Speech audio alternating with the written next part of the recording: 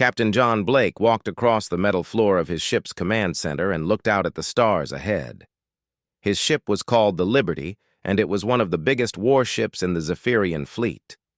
The Zephyrians had been taking over star systems for many months now, and no one could stop them. Their weapons were better than everyone else's, and they had more ships than any other race in the galaxy.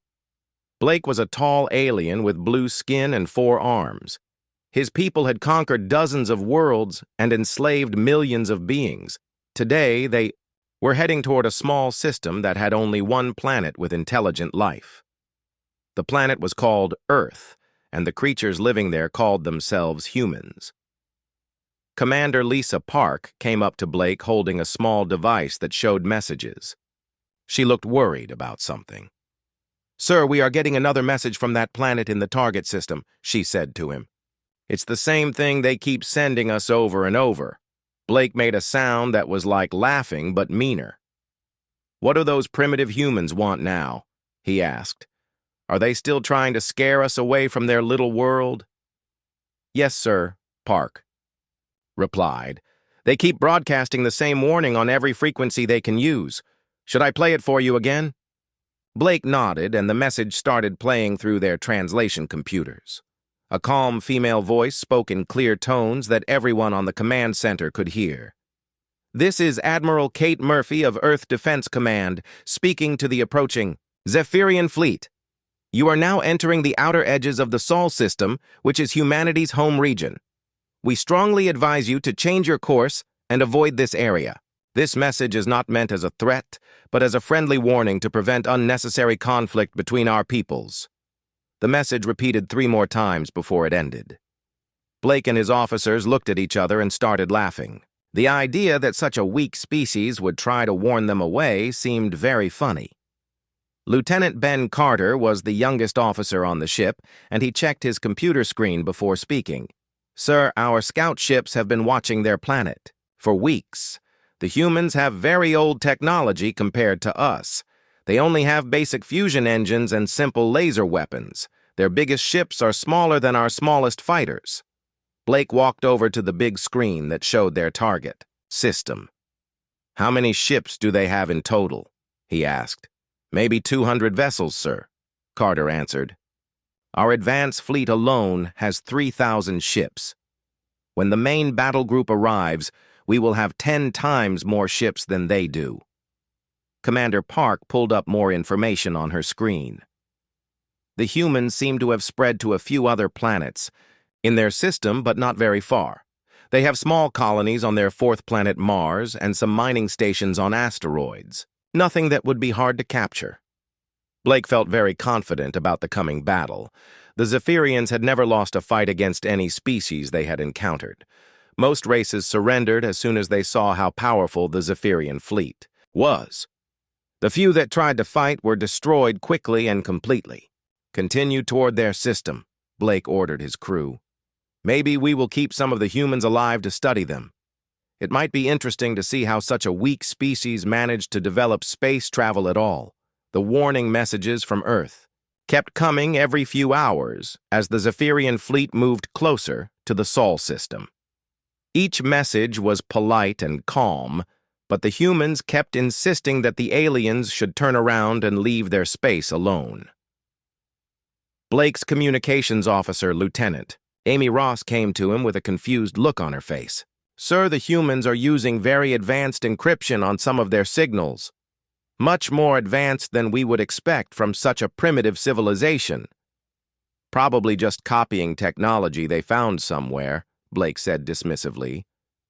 "Weak species often steal designs from stronger ones. It doesn't mean they understand how to use it properly."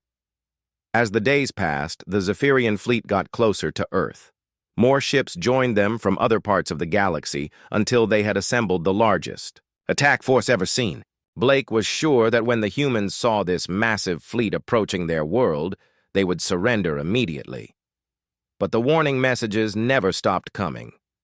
Admiral Kate Murphy's voice continued to broadcast the same calm warning over and over. The humans seemed completely unafraid of the approaching doom that was heading toward their small blue planet. Blake could not understand why the humans were not panicking. Every other species they had encountered either ran away or begged for mercy when they saw the Zephyrian war fleet.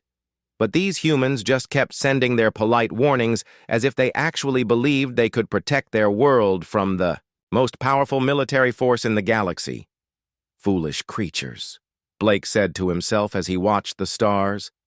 They will learn soon enough what happens when someone stands in the way of the Zephyrian Empire. 3 days later, the Zephyrian fleet arrived at the edge of the Sol system, and Blake could finally see the human ships with his own eyes. The enemy fleet was positioned near the red planet that the humans called Mars. Blake counted their vessels and laughed because there were so few of them. The human ships looked old and simple compared to Zephyrian technology. Their largest vessel was called the UEDS Defiance, and it was leading a group of smaller ships in a defensive formation. Blake could see that the human ships had thick armor, but their weapons looked weak and outdated. "This is going to be easier than I thought," Blake said to his crew. "Look at those ancient designs. They probably built those ships 50 years ago." Commander Park was studying the enemy formation on her tactical screen. "Sir, the humans have positioned their ships to protect the planet Mars. It looks like they are trying to make some kind of last stand there." Blake activated his communication system and sent a message to the human fleet. Admiral Kate Murphy's face appeared on his screen, and Blake was surprised to see how calm she looked. Most species were terrified when they first saw a Zephyrian warship, but this human woman showed no fear at all. "Human creature," Blake said in a voice meant to intimidate. "You are facing the full might of the Zephyrian Empire. You're primitive. Weapons cannot harm our ships, and you are greatly outnumbered. Surrender now, and some of your people might be allowed to live as servants to our great civilization." Admiral Murphy looked directly at Blake without blinking. "Captain Blake of the Zephyrian vessel Liberty, this is your final warning. Leave our system immediately, and no harm will come to your fleet. We do not want to fight you, but we will defend our home if you force us to do so." Blake was amazed by the human's bold words. "You dare to threaten us?" he roared. "We have destroyed civilizations that were 1,000 times more advanced than yours. What makes you think your handful of ancient ships can stand against our mighty fleet?" Murphy's expression did not change at all. "You were warned multiple times to avoid this region. Since you have chosen to ignore those warnings, we will now demonstrate why this area of space has become known as humanity's grave. All human vessels execute Protocol 7 immediately." Blake watched his sensors as something impossible began to happen. The human ships started to power down, and their energy signatures dropped to almost nothing. It looked like they were shutting off all their systems and preparing to surrender. "Are they giving up already?" asked Lieutenant Carter from his station. Before anyone could answer, the space around the human fleet began to shimmer and twist like heat waves rising from hot ground. The fabric of reality itself seemed to bend and warp around the human vessels. Blake stared in shock as the entire human fleet simply vanished from all his sensors. "What just happened?" Blake shouted at his crew. "Where did they go?" "Commander." Park was frantically working at her control panel trying to find the missing ships. "Sir, I cannot detect any warp signatures or energy displacements. The human ships have completely disappeared from our sensors. It's like they never existed at all." Blake was about to order a search when explosions began erupting throughout his fleet. Zephyrian warships were being destroyed by weapons that seemed to come from nowhere. The attacks were not coming from visible ships or missiles, but from something that could strike inside their shields and armor.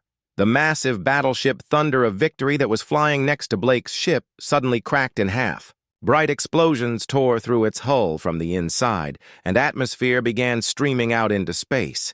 The ship's crew had no time to escape before their vessel broke apart completely. "All ships take evasive action," Blake screamed into his communicator. But there was nothing to evade. The invisible attacks continued to strike his fleet from every direction. Ships were exploding all around him, but he could not see what was causing the destruction.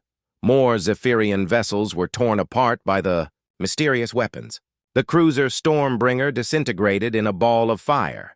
The destroyer Night Hunter was split in two by an explosion that started inside its engine room. Dozens of other ships suffered the same fate in just a few minutes.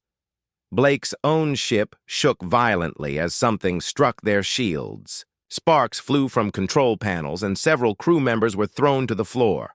The lights flickered and warning alarms began sounding throughout the vessel. "Shields are down to 60%, reported Carter.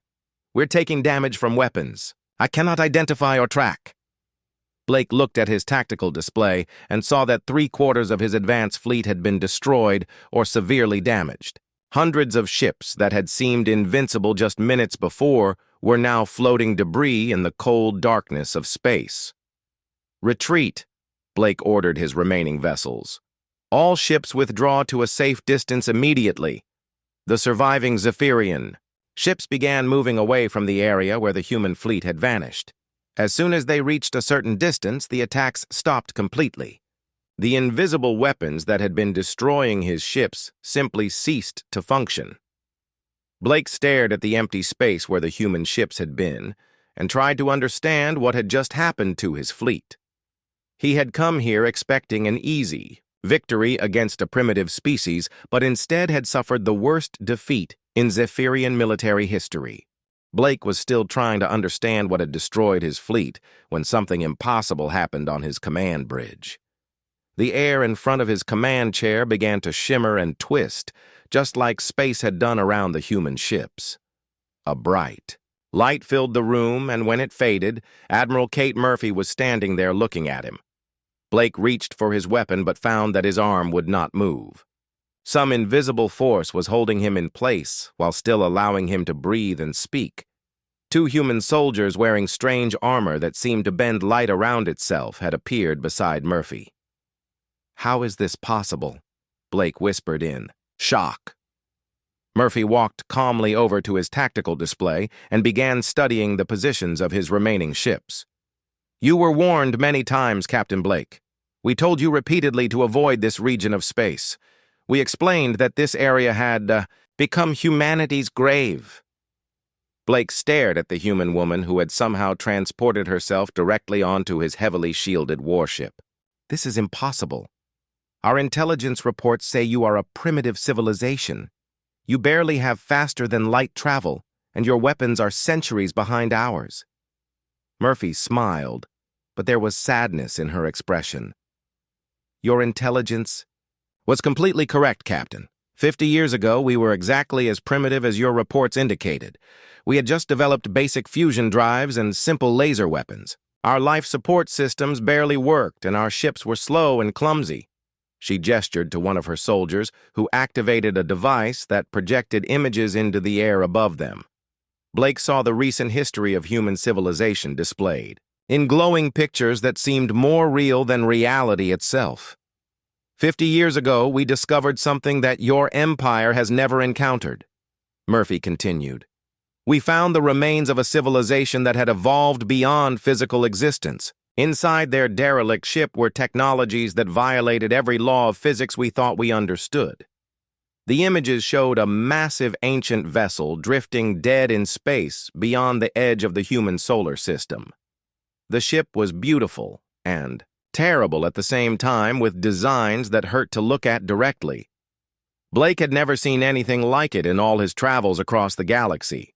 The beings who built that ship left behind a message for any species that might find them," Murphy explained. "They told us that every young civilization faces the same choice. They can grow peacefully and inherit the wisdom of those who came before them, or they can expand aggressively and eventually destroy themselves." Blake watched in growing horror as the images showed human engineers studying technology that should not exist. They were learning to build weapons that existed in multiple dimensions at once, and ships that could move between realities like stepping through doorways. "The ancient race had chosen the path of aggression," Murphy said quietly. "They had conquered most of their galaxy before they realized their mistake. By then it was too late to change course, and they destroyed themselves in a final war that tore apart the fabric of space itself." Commander Park, who was also held motionless by the strange force, managed to speak. "Why are you telling us this information?" Murphy turned to look at her with eyes that seemed much older than her face. Because your empire now faces the same choice that every species must make. You can withdraw from human space and never return, or you can bring your full military power against us and learn why this region is called humanity's grave. She touched a device on her wrist and spoke into it. All human vessels release the surviving Zephyrian ships and transmit the complete data package to their computers. Suddenly, every screen and display on Blake's ship began showing information that made no sense. Weapon specifications that violated the laws of physics, defensive systems that manipulated time itself, ships that could exist in 12 dimensions, simultaneously while remaining invisible to normal sensors. But the most terrifying information was about human population and industry. The data showed that Earth's colonies now numbered in the thousands spread across dozens of star systems, hidden bases that existed in pocket dimensions, manufacturing facilities that could build a fleet of warships in a matter of hours. "Tell your emperor," Murphy said as she prepared to leave, "that humanity now controls a sphere of space 50 light-years in radius around our home system.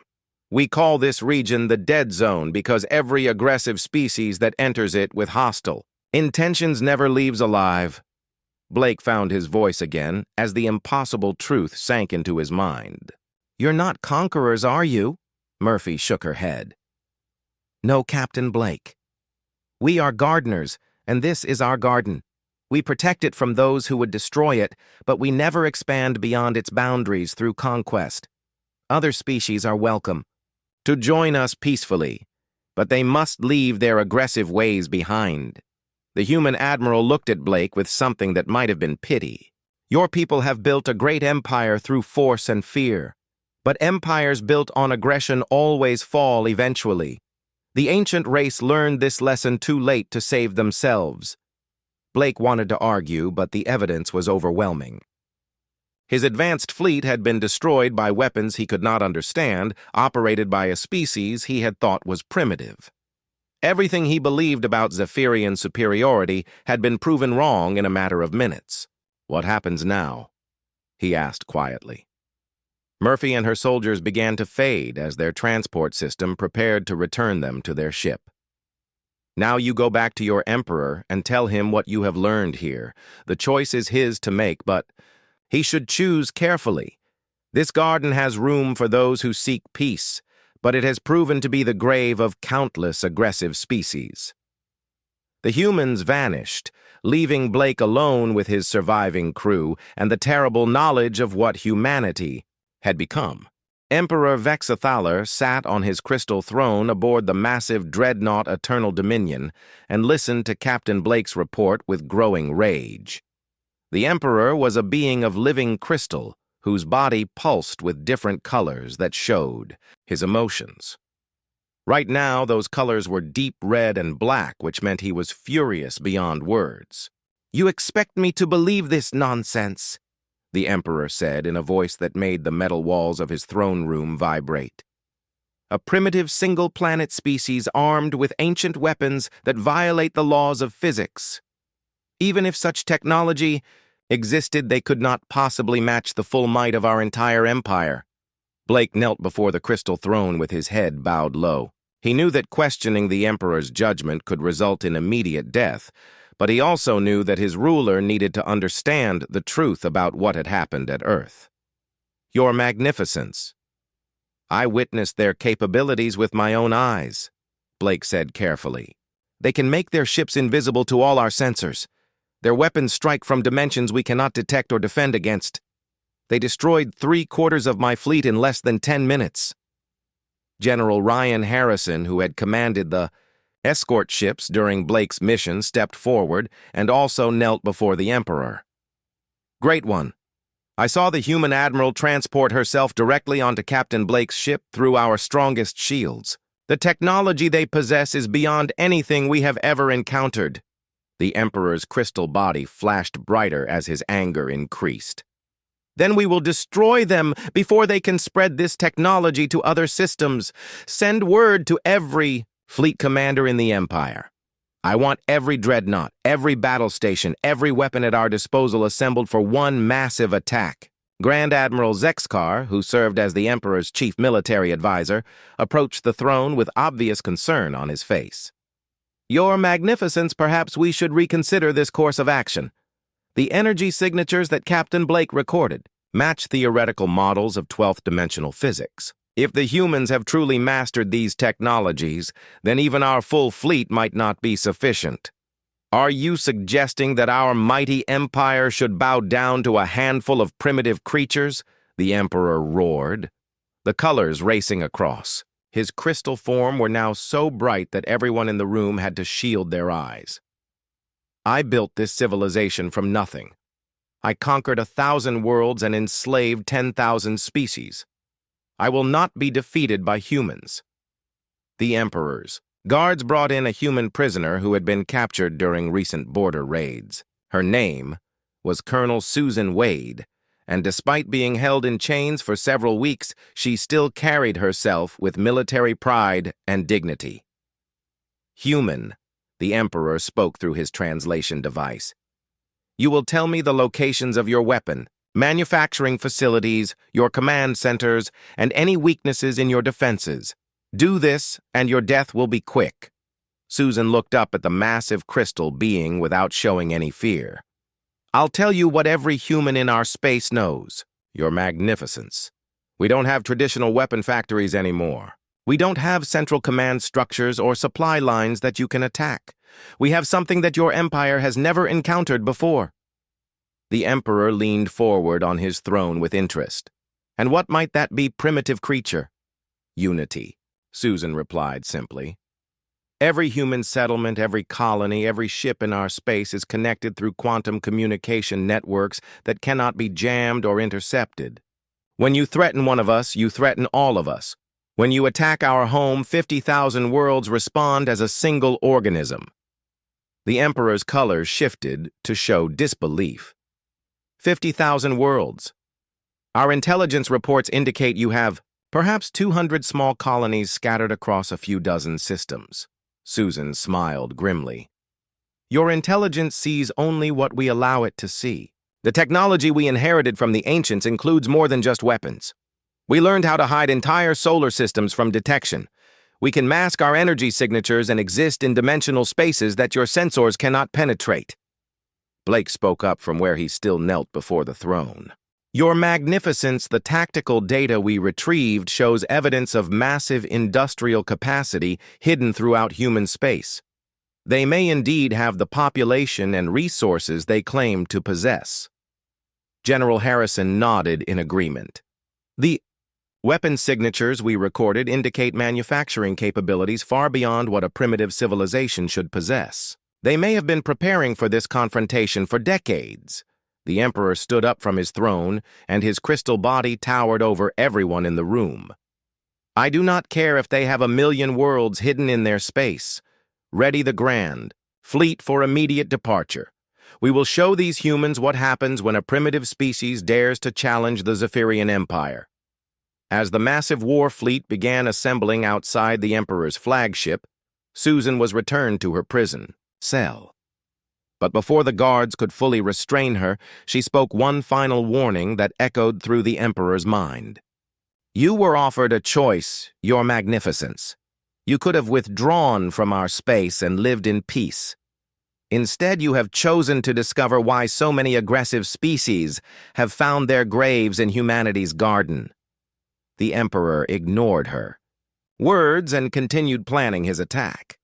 Within hours, the largest military force ever assembled in galactic history was moving toward human space. 10,000 warships, including dozens of planet-killing dreadnoughts, were heading toward Earth, with the Emperor himself leading the assault.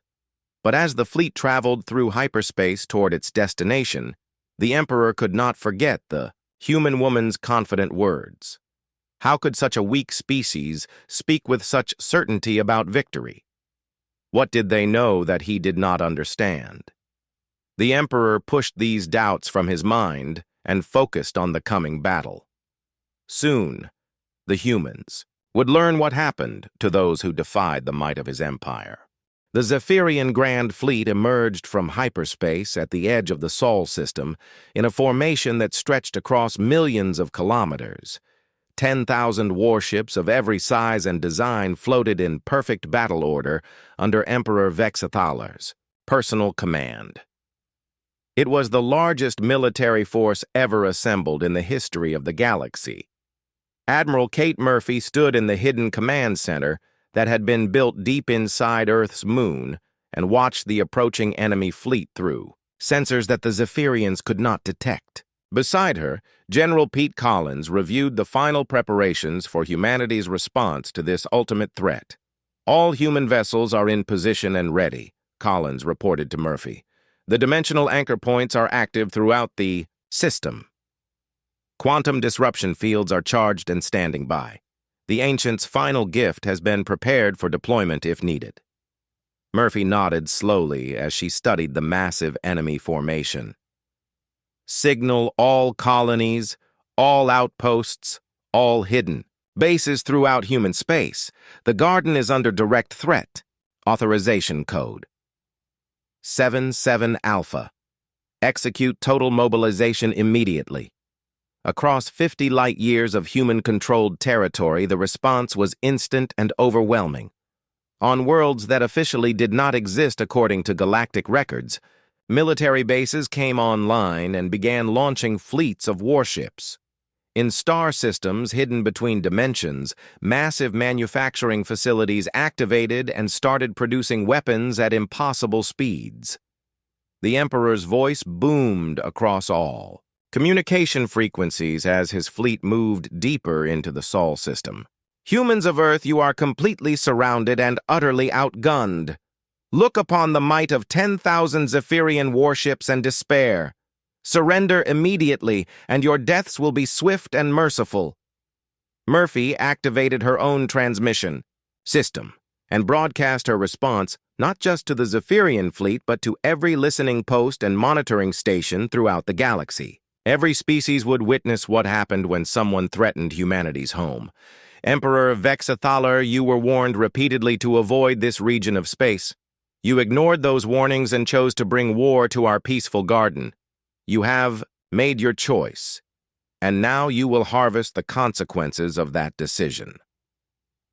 The Emperor began to give orders for his fleet to attack, but his words were cut short as the space around his massive formation began to change in ways that defied comprehension.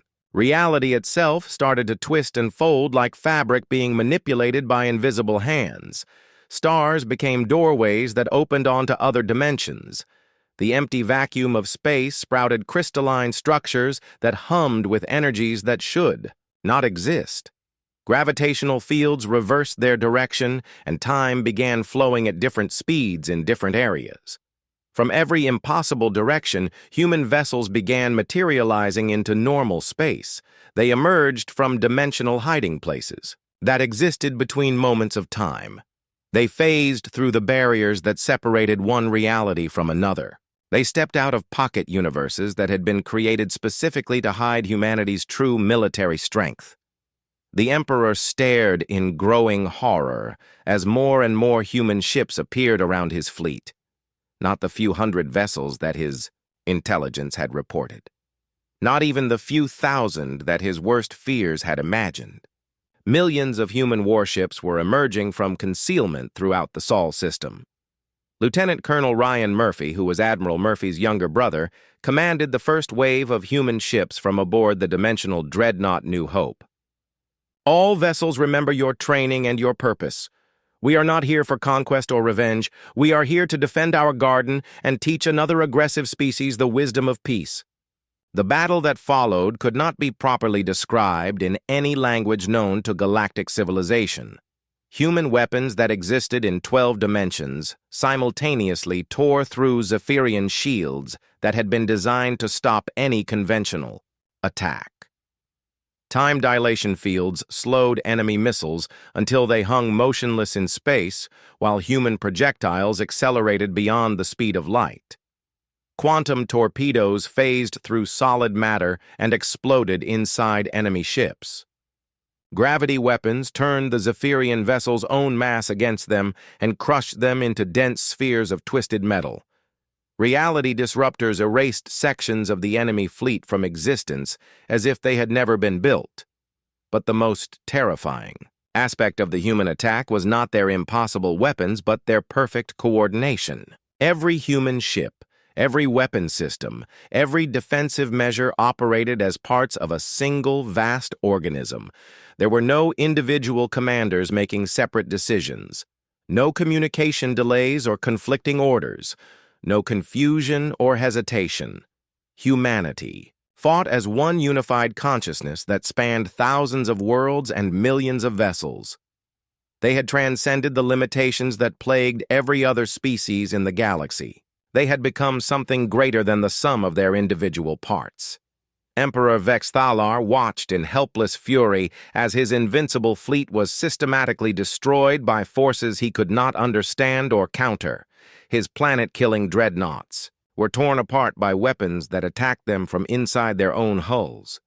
His escort ship simply vanished when touched by beams of twisted light that came from nowhere. Within 30 minutes of the battle beginning, 3/4 of the Zephyrian Grand Fleet had been reduced to scattered debris floating in the cold darkness of space. The remaining ships were completely surrounded by human vessels that had somehow materialized inside their defensive formations. The Emperor's flagship found itself alone in the center of a sphere of human warships, each one pointing weapons at his vessel that could erase it from existence. His shields were down, his weapons were disabled, and his crew was trapped with no possibility of escape. Admiral Murphy's image appeared on every screen aboard the Emperor's ship. "Your empire is broken. Your magnificence. Your fleets are destroyed. Your reign of conquest is over. But humanity still offers you the same choice we have given to every aggressive species we have encountered." Emperor Vexthalar stared at Admiral Murphy's image on his command screen and felt something he had never experienced before in his long life of conquest and domination. For the first time since building his empire, he felt genuine fear. His crystal body had turned completely black, which among his people meant total defeat and surrender. "How did you become so powerful in such a short time?" the Emperor asked in a voice that barely whispered through his ship's communication system. "Your species was nothing 50 years ago. You were primitive creatures who had barely learned to leave your home planet." Murphy's expression softened slightly as she looked at the broken ruler who had threatened her people's home. "We did not become powerful, Your Magnificence. We became something much more important than powerful. We became united in ways that your empire cannot understand or duplicate." She gestured toward the view screen, which now showed Earth floating peacefully in the distance. The blue and white planet looked small and fragile compared to the massive warships surrounding it, but somehow it commanded more respect than all the Zephyrian dreadnoughts combined. "The greatest gift that the ancient race left for us was not their advanced technology," Murphy continued. "Their weapons and ships were certainly helpful, but their real treasure was the wisdom they had gained through their own terrible mistakes. They taught us that a species' true strength comes not from their ability to destroy, but from their ability to create and protect." The Emperor watched through his sensors as human ships began moving throughout his destroyed fleet. Instead of finishing off the damaged Zephyrian vessels, the humans were actually rescuing survivors and providing medical aid to the wounded. This behavior made no sense to him at all. "Why are you helping my people?" he asked Murphy. "We came here to destroy your world and enslave your species. By all the laws of war, you should be executing every Zephyrian you can find." Murphy shook her head sadly. "That would make us no better than the aggressive species we are trying to stop. The cycle of violence and revenge that has plagued this galaxy for millions of years ends here. We defend ourselves when attacked, but we do not seek vengeance against those who threaten us." On his tactical display, the Emperor could see that human vessels were positioned around every major Zephyrian world throughout his empire. Somehow, during the battle, humanity had managed to deploy forces across thousands of light years simultaneously. His entire civilization was now completely at their mercy.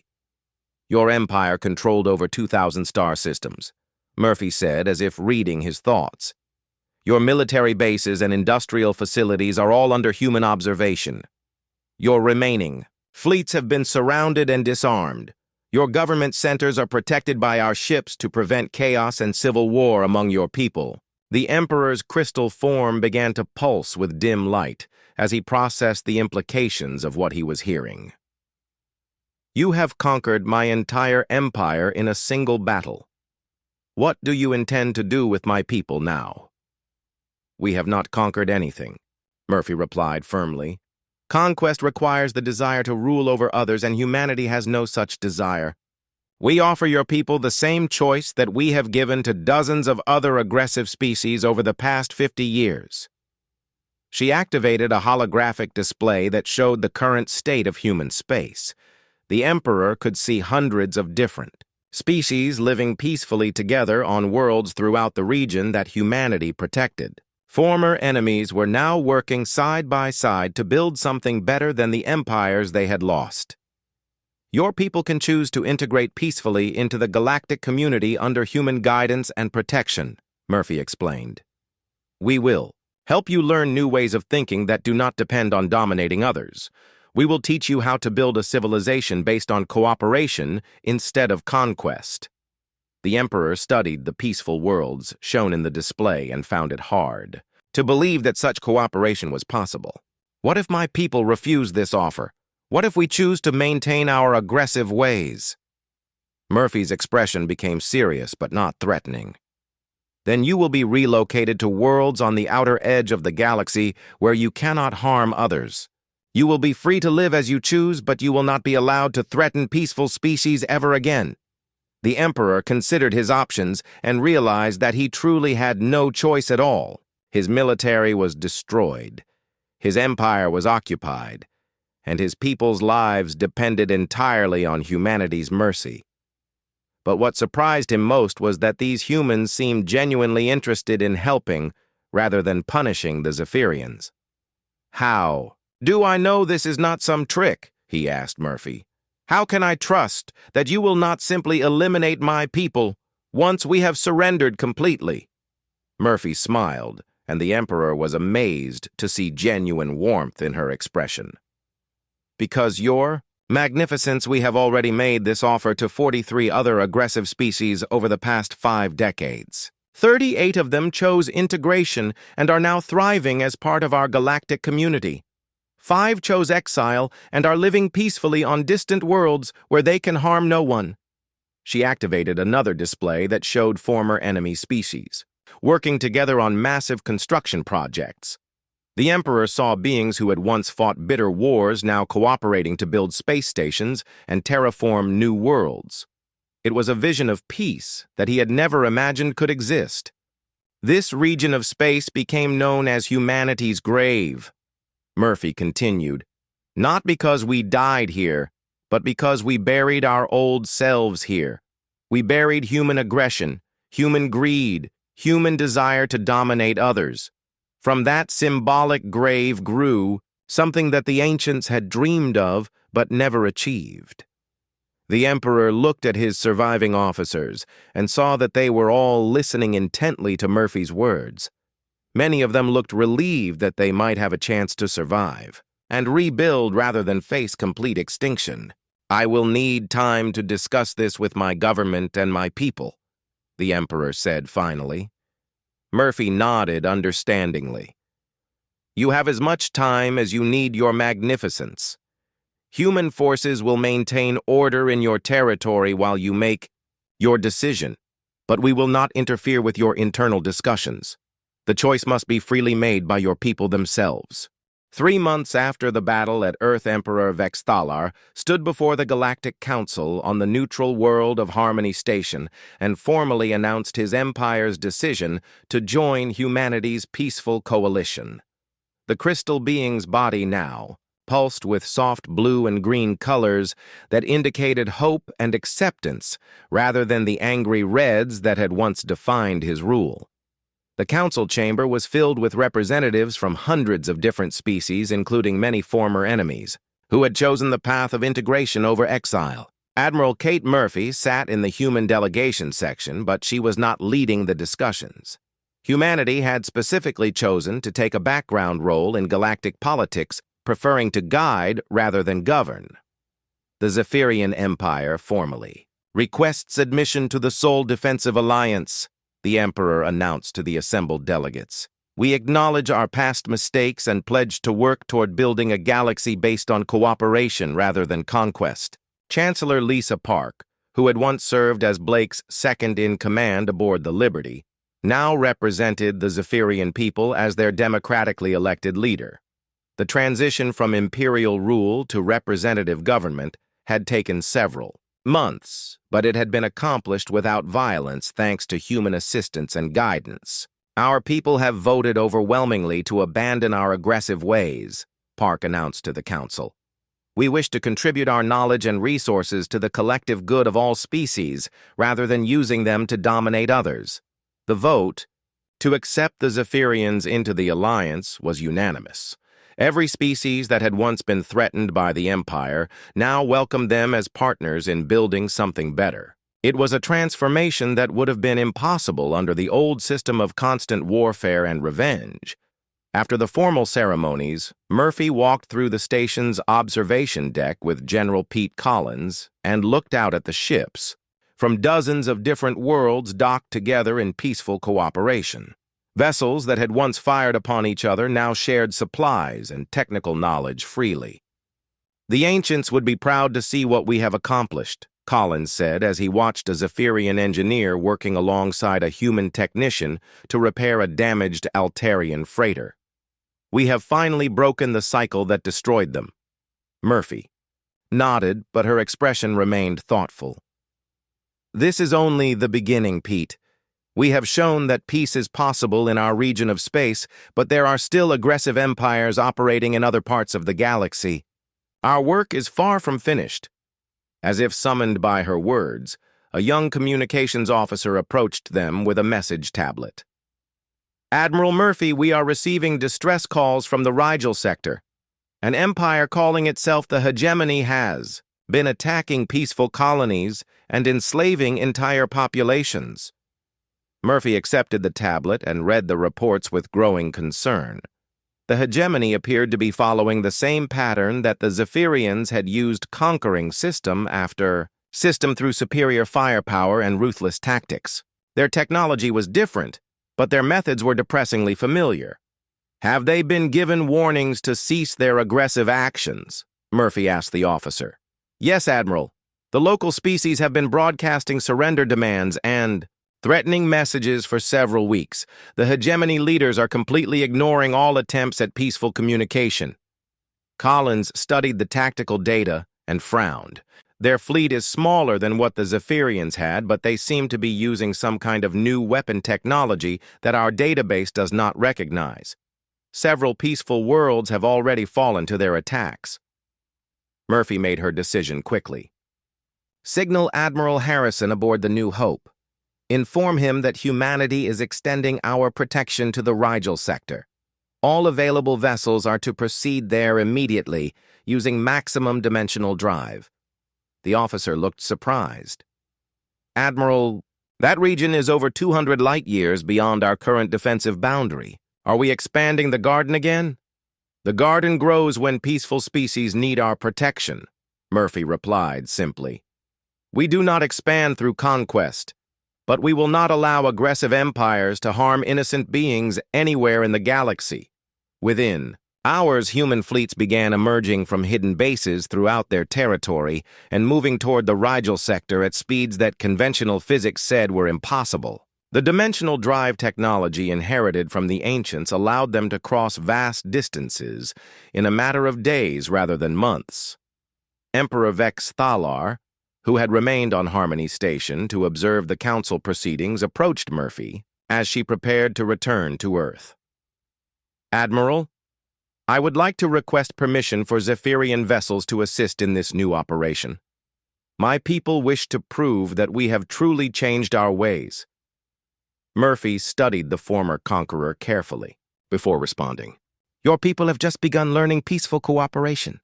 Your magnificence. Are you certain they are ready for another military operation so soon after their transformation? The Emperor's crystal body pulsed with determined light. Admiral, Murphy, my species, spent thousands of years perfecting the art of war and conquest. Perhaps it is time we learn to use those same skills in defense of peace, rather than in service of aggression. Chancellor Park, who had been listening to their conversation, stepped forward.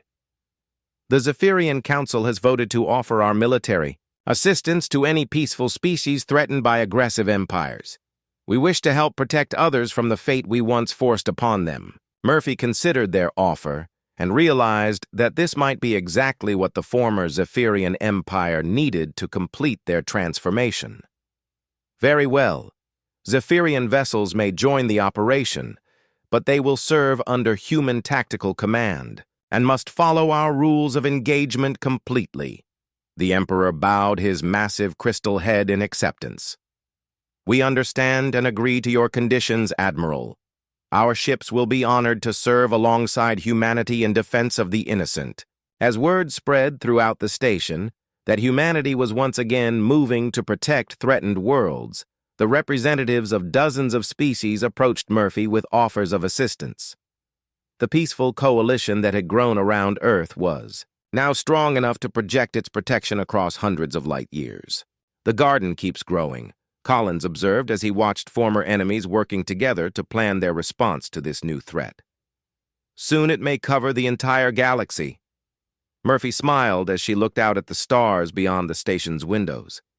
That was always the goal, Pete. The ancients dreamed of a galaxy where all species could live in peace. We are finally making that dream a reality. 5 years after the defeat of the Zephyrian Empire, Admiral Kate Murphy stood in the memorial garden that had been built on Earth's moon near the ancient derelict ship that had started humanity's transformation.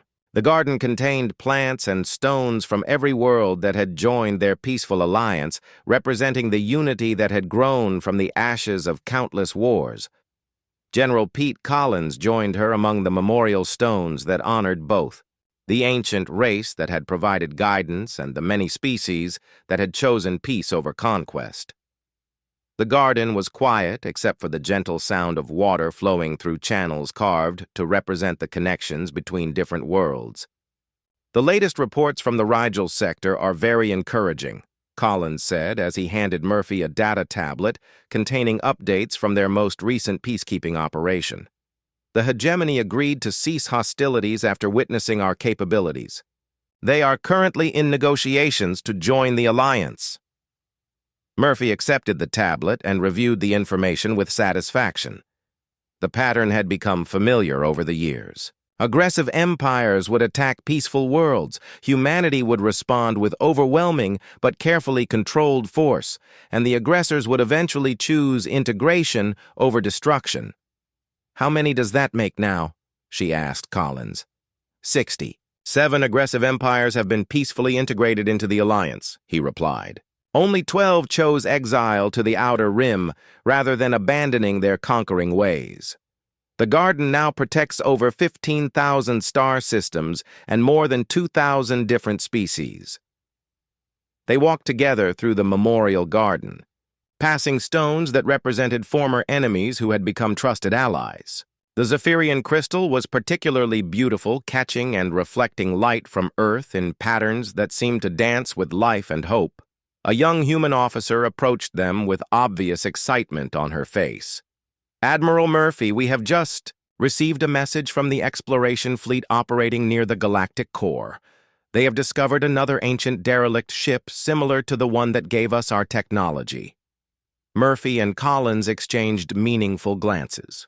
They had always wondered if the race that had transcended physical existence had left other gifts for younger species to discover. What is the condition of this new discovery, Lieutenant Adams?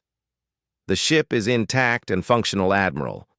Our teams report that it contains a complete library of the ancients' accumulated knowledge, including technologies we have not yet learned to use. But there is something even more significant than the technology. Adams activated a holographic display that showed the ancient vessel floating in space near a binary star system. The ship was even larger than the one they had found near Earth, and its design was more complex and elegant. The ship's computer contains detailed records of the ancients' entire history, Adams continued, including information about other young species they tried to guide before their own civilization fell. Admiral, the records show that they made contact with over 300 different races during their final centuries. Murphy studied the holographic display with growing wonder. How many of those species survived and learned from the ancients' guidance? Only 7, Admiral Adams replied quietly. Most chose the path of aggression and destroyed themselves just as the ancients had done. Humanity appears to be the first species to successfully break the cycle and build a lasting peaceful civilization. Collins looked amazed at this revelation. You mean we are the only ones who figured out how to make this work? Adams nodded enthusiastically. According to the records, Admiral, the ancients believed it was impossible for any species to completely abandon aggressive expansion. They thought the cycle of conquest and destruction was an inevitable part of evolution. Humanity has proven them wrong. Murphy walked over to the memorial stone that represented the ancient race and placed her hand on its smooth surface. She thought about the beings who had sacrificed themselves to leave guidance for others and wondered if they would have been proud to see what humanity had accomplished. Admiral, there is one more thing, Adams said hesitantly. The ship's computer contains coordinates for the locations where the other guided species once lived. Most of their worlds are now empty, but some show signs of recent habitation. This news sent excitement through both Murphy and Collins. The possibility that other peaceful civilizations might have survived somewhere in the galaxy was almost too wonderful to contemplate. Prepare an exploration mission immediately, Murphy ordered. I want our most experienced diplomatic teams ready to make contact with any surviving peaceful species we might encounter. If there are others like us out there, then they deserve to know they are not alone. As the years passed, humanity's influence continued to spread throughout the galaxy, not through conquest, but through example. Species after species chose to abandon their aggressive ways and join the growing alliance of peaceful worlds. The garden that had started around Earth now covered most of the galaxy's inhabited regions. The few remaining aggressive empires found themselves increasingly isolated and outnumbered. Most eventually chose integration rather than face the united response of thousands of peaceful worlds working together in perfect harmony. Admiral Murphy eventually retired from active service, but continued to work in the memorial garden on Earth's moon, tending the plants and stones that represented the unity of countless species. She lived to see the day when the last aggressive empire in the galaxy finally chose peace over war. On her final day, she sat beside the ancient derelict ship that had started humanity's transformation and watched the stars beyond Earth's atmosphere. Ships from hundreds of different worlds moved peacefully through space, carrying trade goods, cultural exchanges, and messages of friendship between species that had once been bitter enemies. The garden had grown to encompass the entire galaxy, and its harvest was sweeter than the ancients had ever dared to dream. The cycle of aggression and destruction that had plagued intelligent life for millions of years was finally broken. In its place grew something beautiful and lasting that would nurture peace for generations yet to come. The warnings had been ignored by those who chose conquest over wisdom, but the garden had proven to be their grave in the most literal sense. Their old aggressive selves had died, and from that death had grown new lives dedicated to cooperation and peace. Humanity had kept their promise to never expand through conquest, but their garden had grown anyway as species after species chose to plant themselves in the fertile soil of cooperation rather than the barren ground of endless war.